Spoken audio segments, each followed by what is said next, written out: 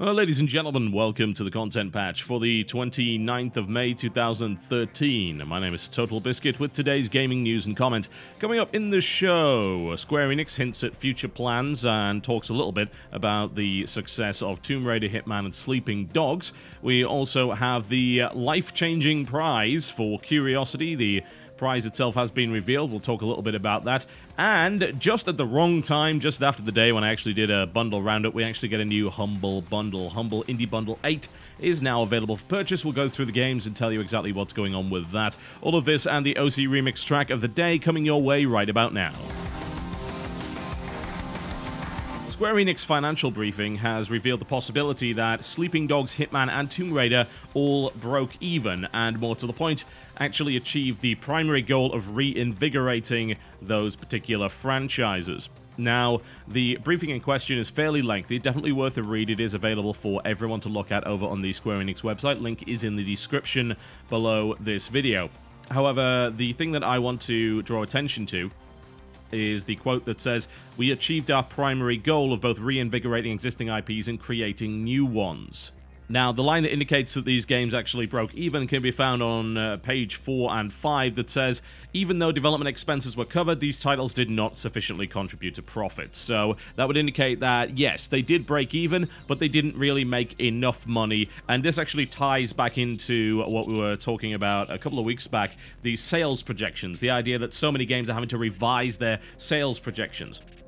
Now, it goes on to talk about a number of different factors, including the idea that they will be looking towards changing business models. They believe that packaged sales are simply not enough anymore. There's a lot of competition, maybe too much competition within the scene, and the document even talks about the amount of advertising budget they actually had to spend and increase in order to compete with the number of games that were coming out in that particular period of time. So that's an interesting thing to look at, considering there have been many arguments towards the notion that a lot of money is put into advertising, maybe too much, and that's contributing to the increasing cost of video games and so on and so forth, although we should not, of course, ignore the fact that most of the cost of a video game is paying the people over the course of a number of years. As the teams get larger, the salaries end up costing more. It's really quite simple economics.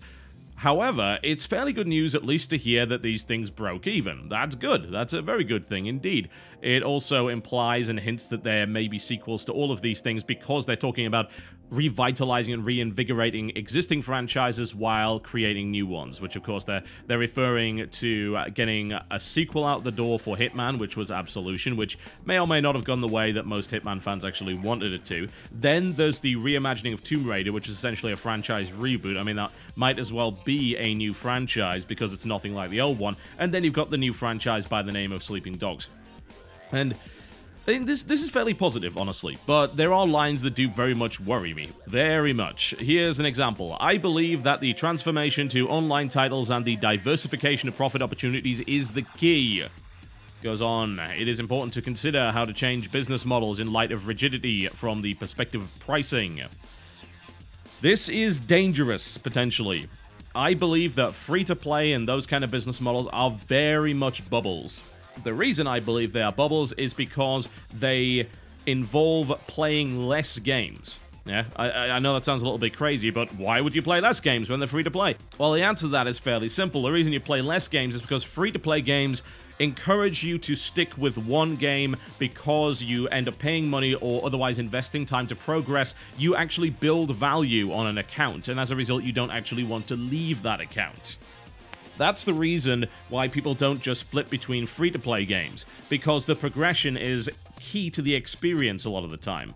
And you will have more fun the more you play because you get more options and you unlock more stuff, right? So as a direct result, you end up with a market where you've got too many free-to-play games and you are splitting too few gamers amongst too many titles. You can buy a game, you can beat the game, you can put it on your shelf. You can't do that with a free-to-play game. You have to dedicate a lot more time to it. As gamers get older and they have less time because they have real commitments, I feel that this is a very, very dangerous bubble indeed. The last thing you want to be doing is pumping more air into this bubble, because it will burst, and it'll burst in a really big way. It'll be a survival of the fittest kind of scenario, where games like World of Tanks and League of Legends are the strong ones, they survive, and everything else falls by the wayside. And let's also be completely frank, the free-to-play business model does not lend itself well to certain kinds of games, specifically, of course, focused on single player. And to be honest, if we look at the list of games that came out from Square-Enix, it was very much a list of single-player titles. So I don't want to see a multiplayer-focused Sleeping Dogs. Maybe a co-op mode. I do not want to see competitive multiplayer. I just want to see another story. I want to have another city I can drive around, do crazy stuff, and buy crazy clothes, drive crazy cars, and do crazy kung fu, and so on and so forth. Yeah, it's a particularly crazy game, what can I say? I don't really care about Tomb Raider's multiplayer because it wasn't the main focus, and when it comes down to Hitman, again, why do we care about that? We care about the tactical single-player experience, which we actually didn't get all that much of in Hitman Absolution. It was a pretty good action game, but as a good Hitman game, maybe not so much. I don't know, it's worrying. There's some good things to be taken from this, and then there are some worrying ideas, but I certainly don't blame them. Here's the thing, though, you've got to come around to this idea that rather than trying to diversify revenue streams, which is fine, don't get me wrong, as long as you don't do it in a way that involves slicing off pieces of the game to sell later, and also going down the route of the free-to-play model, which, again, I disagree with. Can we look at least towards the idea that you're actually spending too much money making these games, and that there are different ways to do it? You know what would have been nice, actually? There was a piece of content for Sleeping Dogs, which I think would have been prime for this, and it was basically a Halloween-themed piece of DLC. And I think that you could have really turned that into something completely new. You could have actually turned that into something that would be quite similar to Red Dead Redemption Undead Nightmare. That's the kind of thing that could work there, and they didn't really do that. You could have taken those existing assets and turned Nightmare in North Point into some kind of standalone experience. There is certainly precedent for that. I just mentioned one of them, and then you can look at stuff like Festival of Blood from Infamous 2, and then you look at stuff like Far Cry 3 Blood Dragon. That's a good way to use existing assets. I know that they released a decent amount of DLC. In fact, there were several pieces of fairly hefty DLC involved for Sleeping Dogs, which were, for the most part, pretty good, honestly. They were pretty good, but do we necessarily need another Sleeping Dogs, or can they maybe in the interim create something interesting and standalone to further give a little bit of traction to that franchise, as they did with Far Cry? I still think that this is a very good way of doing business. I think the expansion pack or the expand-alone model is something that hasn't been fully explored yet, and it's a way of lessening the impact of these expensive titles, because you can make other things out of them while you then work on your sequel. So yes, you don't get the huge influx of cash in the first month that pays for everything, but you do get an opportunity. You get something upon which you can build, and that allows you to really build the hype towards the sequel while creating stuff that's based on the original. We'll see. I hope they go in that direction and not in the direction of free-to-play microtransaction nonsense. I don't think it fits their games by any stretch of the imagination. So we will keep an eye on that. But at least decent news that these games didn't actually make a loss. Curiosity, which quite frankly should have been named We Forgot About This 5 minutes after it came out, has finally finished. The experiment from Peter Molyneux's 22 Can studio involved taking away an awful lot of bricks in order to reach the center of a Tootsie Roll. Or at least a gigantic billion upon billion brick Tootsie Roll, which had an abnormal number of crudely drawn penises in it. But hey, there you go. So the whole point of it was that the person that removed the last brick would get the secret that was inside, a life-changing prize. They didn't even have to necessarily reveal it to the world. They could have not, which I might add would have been bloody hilarious if they didn't. Oh, that would have been so good. I would have laughed so hard. They said, yes, will he reveal it? Nope. And then that's it. Done. You don't... I was like, yes! Beautiful. The internet literally kills itself with envy and anger. That would have been great. But it was an interesting experiment, certainly, in the sense that there was a lot of hype going into it, and then nobody cared, and then people started caring again, as it got towards the end, and there was a reasonable amount of attention surrounding it. So it turns out that the prize was twofold. It involves being a god in the game Goddess, which is their forthcoming title, which was actually kickstarted some time ago. And it enables that person to make some fairly sweeping changes to the game as the game goes on. And what it also does is give a portion of the revenue. So that is kind of life-changing because Goddess will most likely be fairly successful. It is a spiritual successor to Populous, so there is a decent amount of hype behind it. Now, some people have claimed that this is not a life-changing secret, that it was a disappointment, or indeed that it's just an advertisement for Project Goddess. And yeah, it is. Well done. Yeah, it is an advertisement, a very effective one at that. Very smart play there by Peter Molyneux. But I've got to say, this is actually a pretty damn cool prize. Although we have heard today that it will be somewhat limited. The prize will be temporary. So I'm intrigued to see just how temporary, or indeed if they just cut it off if you made some absolutely disastrous decisions. It would also seem that the throne of being the ultimate god of this particular universe is something that you can compete over. There are claims that there will be a lengthy process to determine who the next god is. Now, Peter Molyneux did clarify on some of the powers of this particular person, and he said that they won't be carte blanche, uncontrolled, unrefined decisions that would throw the balance of the game out entirely. Brian Henderson, the winner of Curiosity, can absolutely request something to happen and we'll make our best effort to do it, but he can't decide everybody in Canada will explode or something like that. There are limits to his power. Now, what is interesting, I feel, about this is that this directly affects a game that was otherwise kickstarted by a bunch of people. So, as a direct result, I would actually be really interested to know what the reaction of the people who kickstarted this game actually is.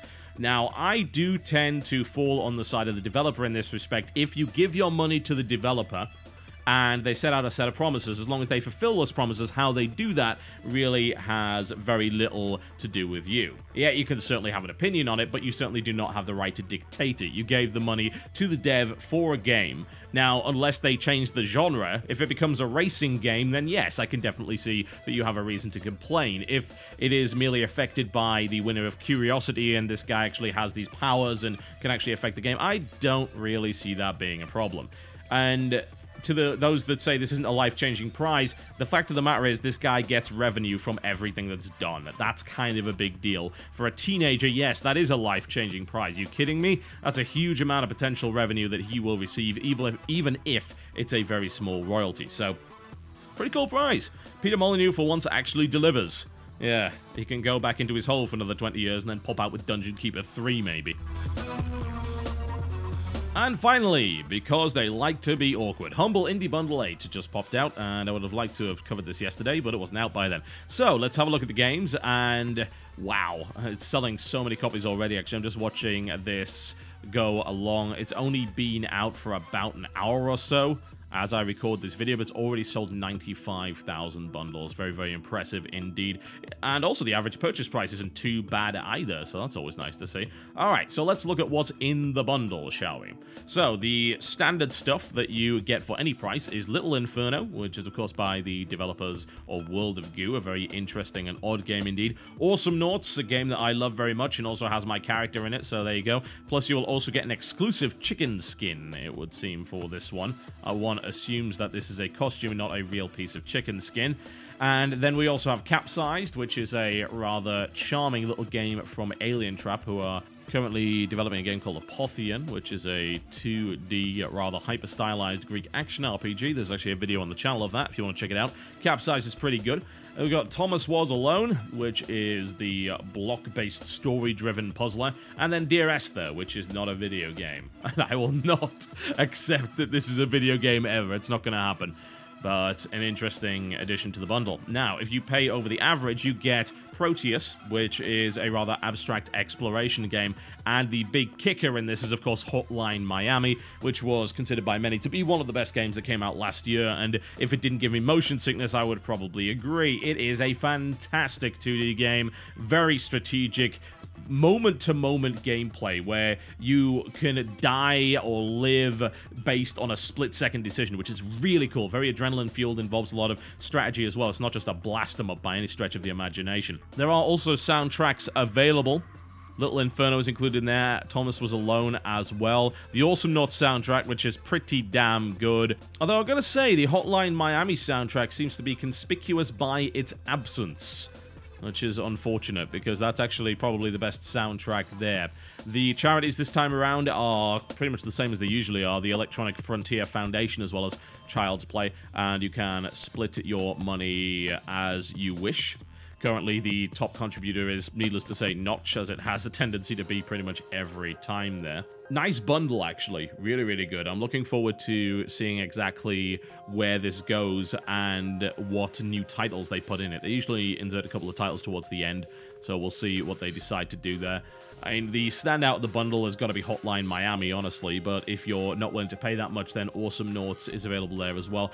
Also, this time around, they're actually giving away separate Steam keys instead of just bundle keys, so you can actually give your spare games to your friends if you so desire, which is a very generous thing indeed. What I do hope is this doesn't encourage people just to buy a ton of these things at $1 and then sell them off later. That's a very scummy thing to do, but it seems like the average purchase price right now is pretty strong. We've got, of course, Linux in the lead, as it always is. Then the average Windows price at the time of recording, which will be different by the time that you see it, is $5.30. Definitely look at this one, folks. As always, it's DRM free. You can get it without DRM or on Steam, and it supports both Mac and Linux versions as well. 14 days left to pick this one up over at humblebundle.com. Alright, folks, that's me done for the day. Thank you very much for watching the content patch. Before I go, though, I'd like to give you my OC Remix track of the day. Here's something a little bit more obscure for you. A long time ago, in a galaxy far, far away, I used to play around with a SNES emulator, and it seemed like the best thing in the world because it was the sort of console that I never really got the chance to play as a kid, and in my teenage years, I stumbled across a number of interesting RPGs, including a lesser-known title called Bahamut Lagoon.